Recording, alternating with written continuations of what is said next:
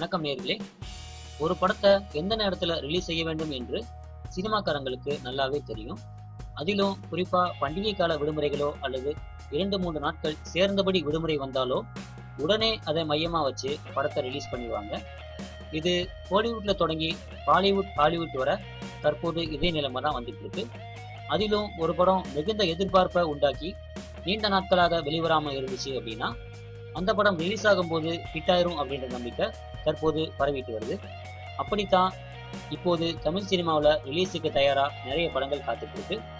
இதுல சுதந்திர தினத்துல சூர்யா நடித்துள்ள 5ஆம் திரைப்படம் மற்றும் வெளியாக இருக்கு. இதற்கு அடுத்து ஒரு வாரத்துல விநாயகர் சதுர்த்தி விழா வருது. அதையொட்டி 2-3 நாட்கள் விடுமுறை வருவதால இதை மையமா வச்சு 5 படங்களை ரிலீஸ் பண்ண இருக்காங்க தமிழ் சினிமா.